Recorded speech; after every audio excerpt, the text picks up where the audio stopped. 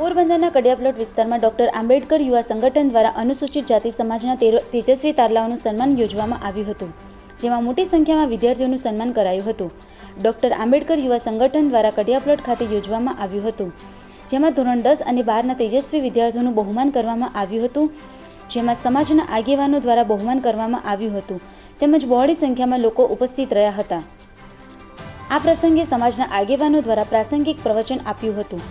આ પ્રસંગે સમાજના આગેવાનોમાં દિલીપભાઈ વાઘેલા, વજુભાઈ ઢાકેચા, ધીરુભાઈ ઝાલા, અજયભાઈ પુનાણી, અભિષેકભાઈ ઝાલા, છોટમ સાહેબ વગેરે ઉપસ્થિત રહ્યા હતા.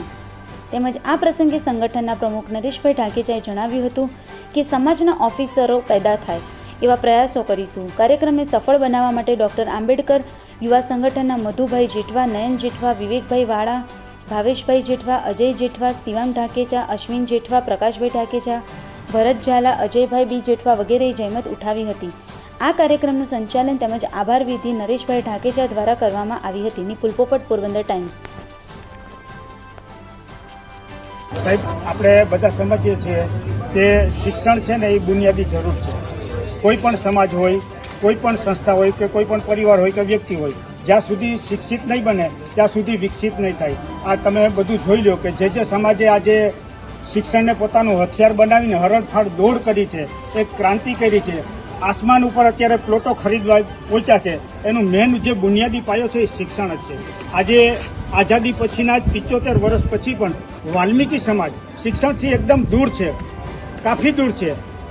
એ સમાજને શિક્ષણના મુખ્ય પ્રવાહમાં ભેળવવા માટે આપણા મહાપુરુષો ડૉક્ટર બાબા સાહેબ આંબેડકર, પેરિયાર રામાસ્વામી, કબીર સાહેબ, ગૌતમ બુદ્ધ, જ્યોતિબા ફૂલે, માતા સાવિત્રીબાઈ ફૂલે, આ લોકોએ અથાગ પ્રયત્નો કર્યા છે. આ અથાગ પ્રયત્નોના ભાગરૂપે અમે એમને વાંચ્યા છે, સમજ્યા છે. એટલે એને જે બુનિયાદી જરૂરિયાત છે બાબા સાહેબે કીધેલું છે, શિક્ષિત બનો. આ શિક્ષિત કોને કીધે છું કે જે સમાજે હજી શિક્ષણ તરફ આગળ પથ્થર કે એક બુનિયાદ પાયો નથી મૂક્યો, એ સમાજને શિક્ષણ માટેનું કીધું છે. પણ સંજોગવશાત અથવા તો કોઈ પણ એવી રૂઢિચુસ્ત ધારણાના કારણે વાલ્મીકી સમાજ શિક્ષણ તરફ આગળ નથી વધતો. ત્યારે બાબા સાહેબને વાંચેલા હોય, સમજેલા હોય અને સાંભળેલા હોય તો એવું થાય કે વાલ્મીકી સમાજ માટે હું જો શિક્ષણનો કાર્યક્રમ નહીં કરું તો કોણ કરશે?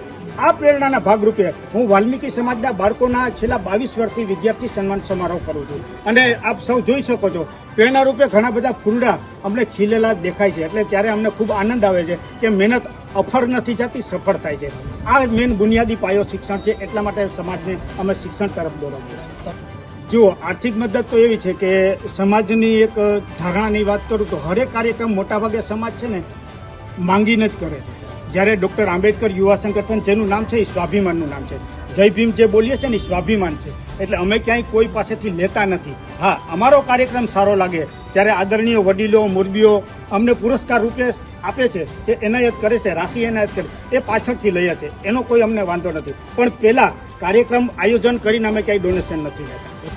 સૌથી મોટો હેતુ અને આશય અને સપનું એ છે કે મારી સમાજમાં, વાલ્મીકી સમાજમાં ઓફિસરો પેદા થાય, ડૉક્ટરો પેદા થાય, આઈએસ પેદા થાય, પોલીસવાળા પેદા થાય, પીએસઆઈ પેદા થાય. કારણ કે અત્યાર સુધી સમાજ આમ જ ઊભો છે. મારા સમાજને આ રીતે જોવો છે કે દેવાવાળો સમાજ બને.